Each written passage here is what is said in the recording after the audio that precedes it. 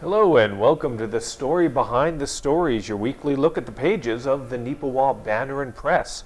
I'm Eoin Devereux, news and sports reporter with the Banner Press, welcoming you again to our show. This week, joined by Kira Paterson, news reporter with the Banner Press.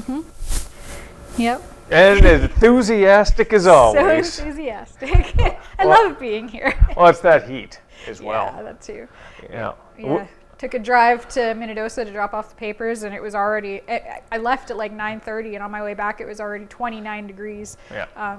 And that's still in the morning, so I'm not looking forward to how warm it's going to get later on today.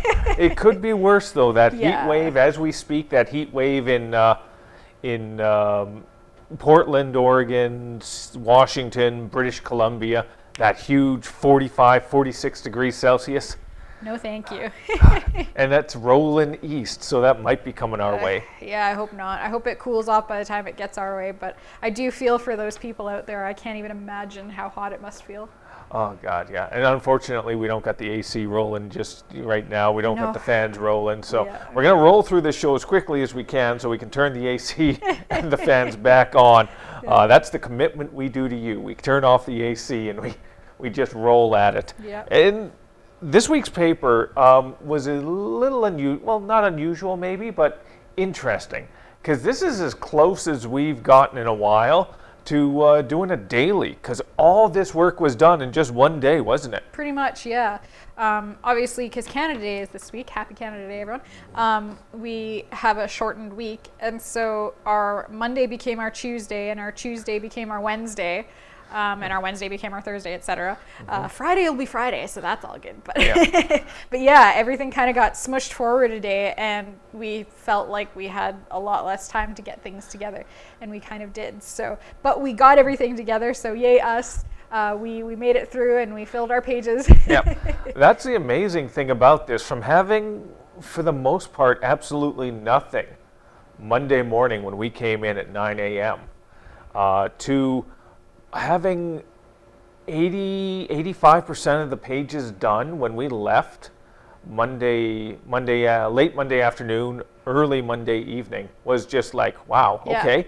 Yeah, we were pretty impressed with ourselves. And Casper was away on Monday as well. Yes. They had booked a holiday, so it was just Eoin and I, and Diane helped a little bit with building the pages too.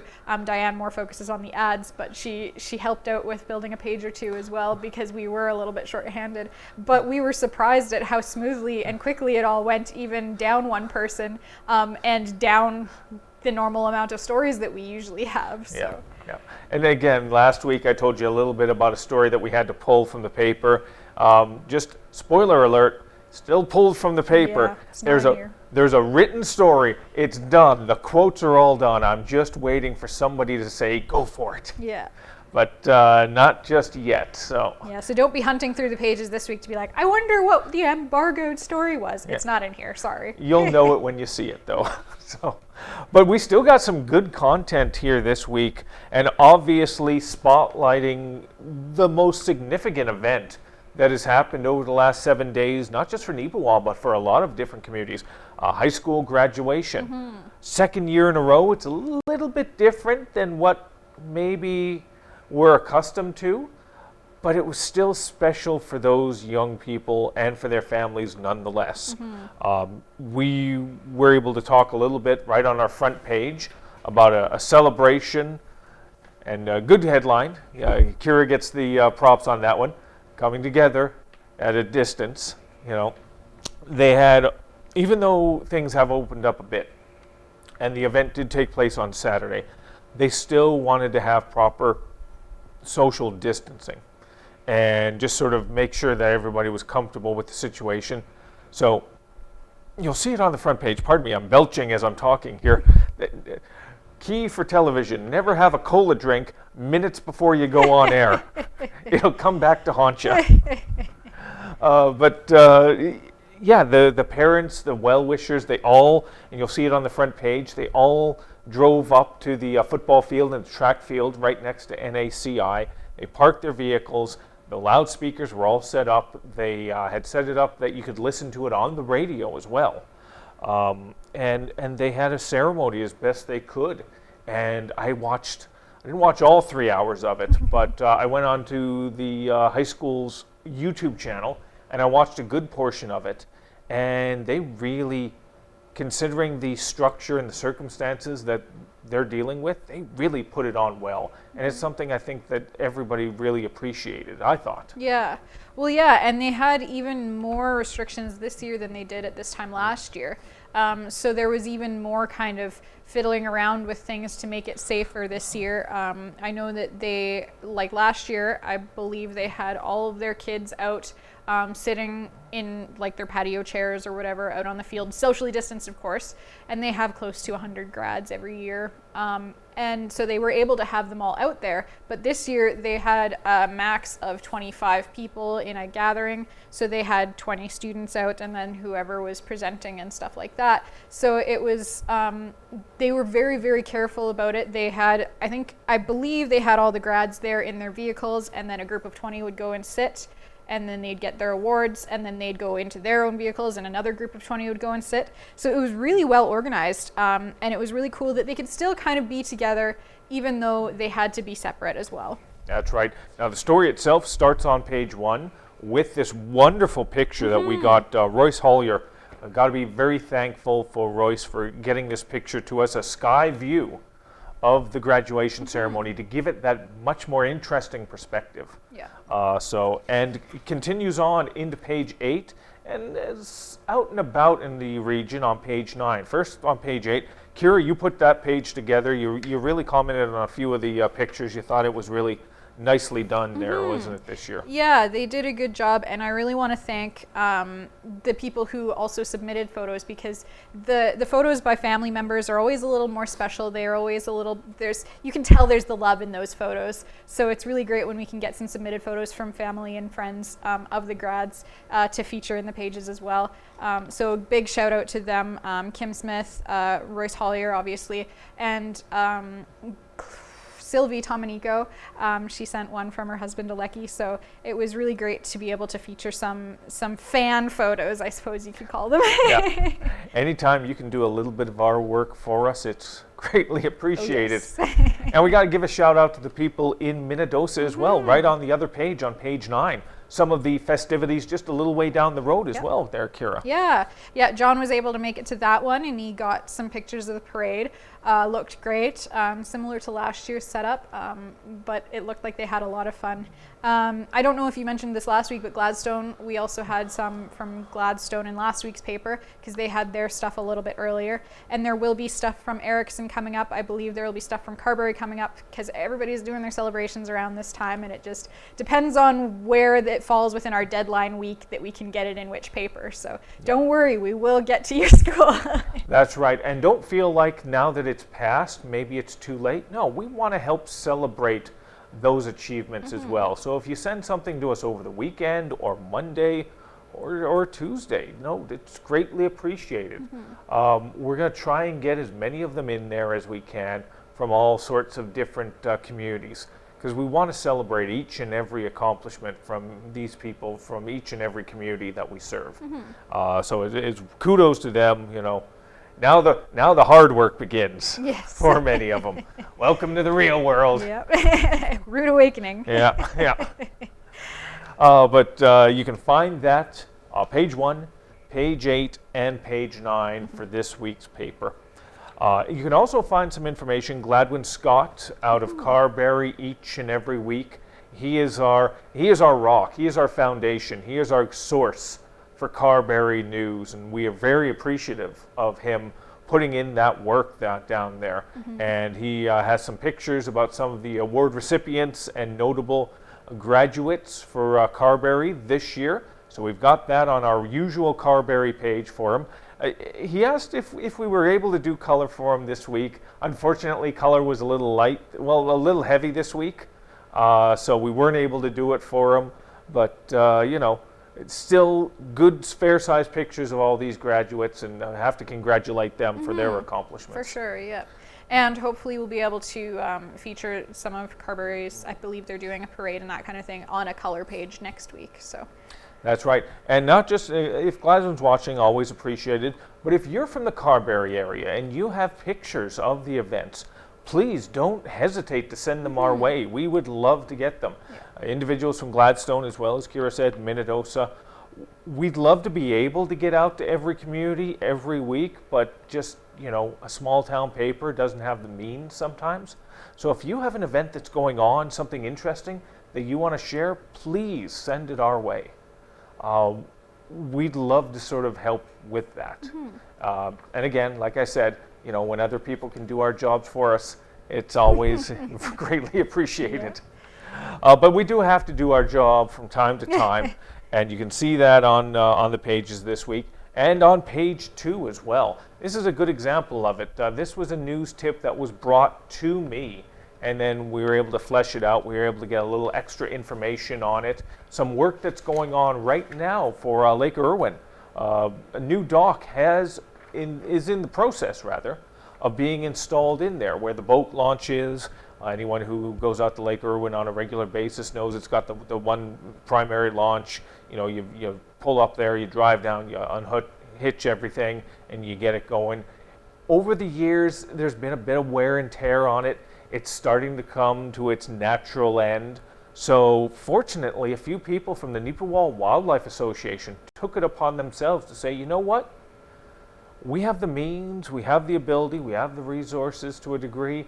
Let's do something. And they decided, let's do this. We're gonna take down the old dock. We're gonna do some work on the earth that's out there, fix it up, make sure it's nice and level, and then we're gonna put in a brand new dock. And that's what they're doing right now.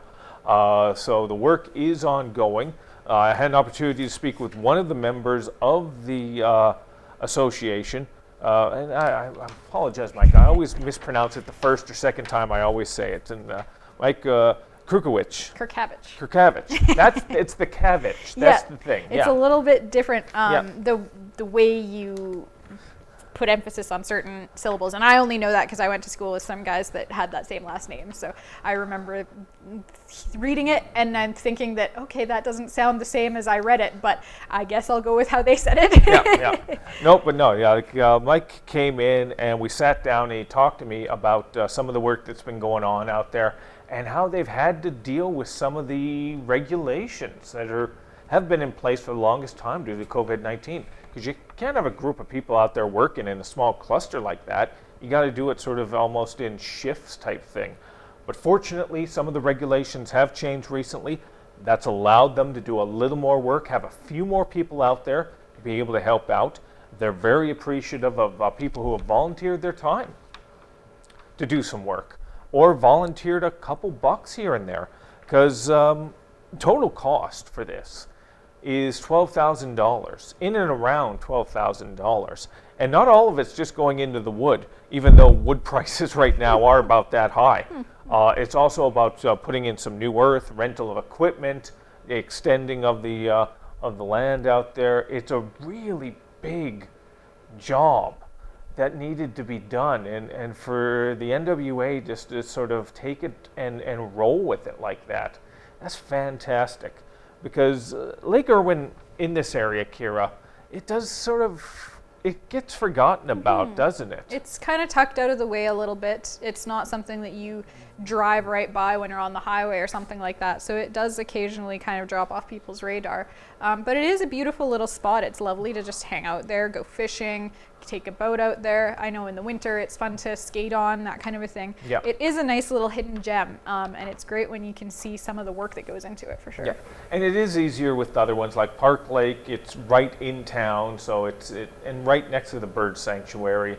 And then Minnedosa Lake is another example in the community of Minnedosa, essentially. So it's hard to forget about. Lake Eoin's just a little bit out from us, so it's easy for a lot of people to forget about. And I'll be honest, and I've said this in the office, before I moved here, and maybe a couple months after I'd moved here, I didn't even realize that there was a lake out there. I had no idea, having lived in Brandon for most of my adult life, almost all my adult life. I had no idea. Brandon does have its own little case of perimeter-itis, doesn't it? For sure, yeah. I mean, it has everything you need in the town, so why would you need to go anywhere else, right? Yes. Quit hyping up Brandon. Sorry, Kira, come on. it's a city. Nobody likes cities. Neepawa's got everything you need as well. And it's a small town. got its own lake too. Yes. But no, it's nice that they're doing this type of work, and it's something that's going to be appreciated by a lot of people for years to come. All right, let's shift over into our travel and entertainment. Travel and entertainment is going to become a thing again, isn't it, Kira? Yes, hopefully. And you got a good example of that right now. Yeah, there's one thing that is going on right now, and that is farmers markets. There are quite a few around the region. I believe Carberry has one. I believe Gladstone might have one too. I need to look into that. Neepawa, we had a story on that, I think, last week. But Kelwood also has one, and we have the story on the mountain market at the Kelwood Barn this week. And I have to give a shout out to Kaylee Mund. She called me up and let us know that this was actually happening again. Last year was their first year that they were doing this weekly market, and they've started up again for this year. So I'm very appreciative of, again, another example of a tip that we it was kind of off our radar until we got the call. So I was glad I was able to feature this story in here. They're a farmer's market, but they're also a crafter's market. They've got all kinds of things. Kaylee was saying, if you are having a barbecue, go and get your meat there, because that's any kind of meat you could ever want is over there. So definitely it's a popular little spot right off the highway, easy to find, and it looks like there's a lot of great stuff that's going to be there, and it's going to be all summer, every Saturday from 10 to 2, I believe, up at Kelwood, and you probably could see it from the highway. I haven't actually driven by there to see, but I know you can see the barn from the highway, and it's just outside the barn, so that would make sense. Yeah, and it's kind of nice to hear, though. I mean, the fact that they're going to be able to have, on average, roughly around 15 vendors for this. Yeah. I mean, that's a fair number for a smaller community. Yeah, and it's a good variety. It sounds like there's lots of people from around the region, not just from Kelwood itself. So there's a good variety of Manitoba stuff there. Not just vegetables, not just meats, but jewelry and bath products and ice cream and all of the wonderful things that you could think of. That's going to be there. So you pop by the one in Neepawa at Arts Forward on Thursday, and then on Saturday top it up with the Kelwood Barn, definitely. So yeah, that's another good thing about the regulations being lifted to a degree, is that these are the little things that people can go out and enjoy again.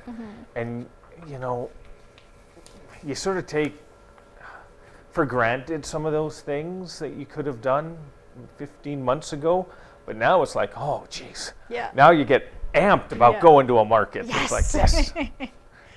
But and again, hopefully people will be amped for the one out there, and hopefully they'll be amped for the one that is coming here at the end of July. Yes. A little pitch in there, since I'm part of the Neepawa Tourism Board. We got the Riverbend Market that's going to be coming up at the end of July, 2 days.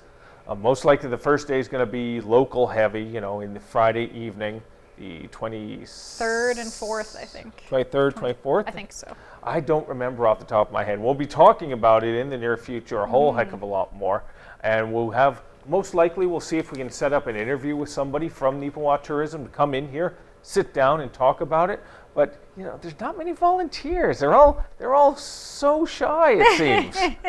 Yeah. People don't know how easy it is to come and just talk on NACTV. It's not that painful. Come on, guys. If we can do it, yeah, exactly. you can do it. And like I said as well, it's like, well, Owen, why didn't you do it? You're doing it. It's like, no. People get tired of looking at me. I'm tired of looking at me. You're here all the time. Nobody wants to see that. Exactly. They'll flip through the channels and say, oh, there's Eoin. It must be Story Behind the Stories. I've seen that episode already, and keep flipping, right? Yeah. They need a new face. We need new faces, new perspectives on here. So hopefully somebody from tourism will go, all right, I guess I'll go on there and talk about this amazing event. It would be great. Yeah. All right, we're going to talk really quick, just a quick summation of an editorial this week by Ken Waddell. Some of his work this week was able to be done for him just from one quick phone call. He had a call from a reader who was curious about something. They'd heard rumors about if you had shots for COVID-19, your insurance wouldn't cover it, or you'd be voiding your insurance. because they had allegedly, I didn't have the conversation myself, allegedly heard from one of the people connected with a specific insurance company that, no, this has happened. If you get the shot, yeah, it voids portions of your insurance. So Ken put his investigative reporter hat on, and he made a few calls, and he got the answers. That's not the case. That was a misunderstanding. I won't say what insurance company it was. Don't want to throw anybody under the bus. But they said, no. This person was misinformed. It was unfortunate that they were given the wrong information. We feel really bad about that. But no, that's not the case. So he walks us through that and tells us a little bit of the background. And that's good, because there is so much misinformation about COVID-19 and about the vaccines and about what the vaccines are and what you can do and what you can't do. And it's nice. It didn't clear up everything, but it cleared up one thing. And one at a time is all we can do, is trying to sort of fix things, isn't it? Yeah, exactly. Well, and it was cool that this reader called in and asked Ken if he'd heard anything about it. Obviously, being in the newspaper business, we kind of hear about other stuff on the news and certain reports from different things. So we might have heard of it. We actually hadn't, but it was great that the person called us, gave Ken a chance to look into it so that he could get the actual facts, rather than just hearing this rumor and believing it and saying, oh, I'm not going to get the COVID shot if I'm not going to be able to be covered by my insurance anymore, right? So it's great when people want to find out the truth, and we love to be able to help people find out the truth and get the facts, and get everything straightened out so that there's not this misinformation kind of floating around. Exactly. The truth. It is out there. and there's about 4 people watching the show right now that got the reference, so good on you, Kira, that you're one of them. Let me talk just really quickly here about another submission we received about a Plumas youth who has received some national recognition. Evan Thompson won an award for poetry in regards to the Royal Canadian Legion's Remembrance Day literacy program. It's wonderful to see somebody so close to home, as it were, being recognized for this. He wrote a poem. It's called Red. You can see the poem in the paper. We printed it in full, and we're hopeful that you'll take a moment to sort of look through it. I won't read it here because quite honestly, I don't know if I'd do it justice. You know, you got to read it in your own head, with your own voice, and sort of take the meanings from it from there. So, good on you, Evan. Good job on that. Yeah, yeah, no, and he's a grade 5 kid from Plumas Elementary, and just reading it at first, you think, okay, a kid's poem, that's going to be fun, but then you get into it, and it's very impactful. It's very simple. Fairly short, so you can read through it quickly, but it is very impactful when you read the words in his poem. So I can see why he won not only the Legion branch award, but the zone, the district, the provincial, and the national Legion awards for this poem. Yep. So good for you, Evan. And again, that's important as well, is that the new generations are remembering the sacrifices that the old generations made. That history has to be remembered. Not to get into a political tirade, but we're talking so much about history as of late on a national level, and unfortunately some of the things we're talking about are very tragic on a national level, and all of it needs to be talked about. All of it needs to be remembered.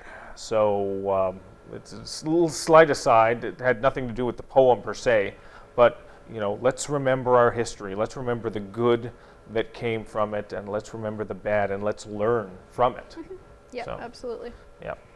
Like, there's a few other things in this week's paper, so we have a lot of award winners. The scholarships for Erickson, scholarships for Carberry. We also talk about the valedictorian in my story. So a lot of young people getting, and the poem as well. God, young people are getting so much done nowadays. Oh yeah. This is a good example of it right in this paper. Yeah. And just to finish off, it's a 16-pager. It's a light read. relatively light read for you. While you're out tanning on Canada Day or something like that, you can bring that out, maybe cover up your head so you don't burn, you know. But just one last story to really cover here is just a quick write-up about the Neepawa Titans. They're planning for hockey, which is nice. It's a nice change of pace. Amazing. So they're going to have a development camp. They've got the development camp scheduled for the end of August / early September at the Yellowhead Center. They're going to be bringing in some young prospects from the 31st of August to September 2nd. And that sort of makes the whole thing about, oh, we're gonna have ice hockey again. Makes it feel sort of real. It's like hockey. That's something I remember from the distant past. Yeah. Sports happened at one time, right? That was a thing before all of the world shut down. Yeah. Wow. And now we're gonna see it, and we're gonna be able to sort of enjoy it. And another thing as well I talked about here is just very quickly, they're partnering with the Neepawa Golf and Country Club. And we're going to be talking about the Golf and Country Club, I'm sure, a lot over the next few weeks, with several major tournaments still scheduled to take place right here in Neepawa. We're going to be ramping up our coverage on that in the near future. But there's another thing that's going to be going on one day, and they're going to call it it is the first annual Titan Classic Golf Tournament set for August 6th. And I made this reference, I'm just playing with you guys. I'm just having some fun. But how can it be a classic if it's the first annual? It's an instant classic, right? There, you made the save, Kira. That's it. You're welcome, Titans. The Neepawa Titans Instant Classic Golf Tournament. But now they got to live up to that hype. Yeah, it's coming up August 6th. Anybody who's a fan of the sport, either sport, hockey or golf, hopefully you'll get involved. It sounds like it's going to be a fun day. And it's kind of nice to sort of be moving back to some version of normal, isn't it? To have actually things going on again, it's kind of cool.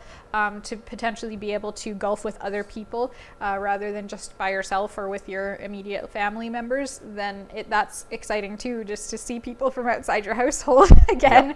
But yeah, I mean, I'm not a big golfer. I don't mind golf, but I'm really bad at it, so I don't do it very often. But no, it's fun to see when people have something to do and are going to be able to get into the swing of things again. I haven't golfed since,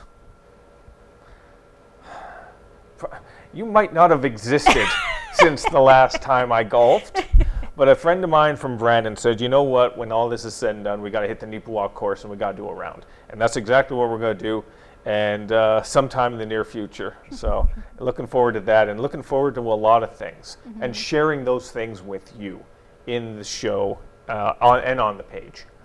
Now, if you have any suggestions, though, or ideas for stories, we'd love to hear from you. So give us a call, 476-3401, the number we can be reached at, or via email, news@neepawabanner.com. Any sports-specific ones, you can contact me at sports@neepawabanner.com. Or I'll throw Kira into the fire as well. You can contact her at pages@neepawabanner.com. But not about sports things. Yes, sports things, yes. You're going to be covering all the basketball this year, Kira. No. No? They put the round thing in the other round thing, and it was good. People yelled, and there was happiness. And things bounced everywhere. And then they went home. Yes, the end. Man. Report complete. Yeah. All right, we're going to get a little more in-depth with our stories in the future than that, I'm sure. So if you have any suggestions for us, we'd love to hear from you. Any advertising, you can contact us as well. And a thumbs up, thumbs down, a letter to the editor. Whether we agree with your letter, whether we disagree with your letter, whether we agree with your thumbs up or thumbs down, as long as you're not doing any cursing or anything like that, we'll print it. We want to be able to share all perspectives, even if we don't 100% wholeheartedly agree with those perspectives. And we expect the same. I mean, you might not agree with our perspectives, but we want to have that interaction. So we appreciate you, and we look forward to sitting down here once again and sharing with you the stories behind the stories.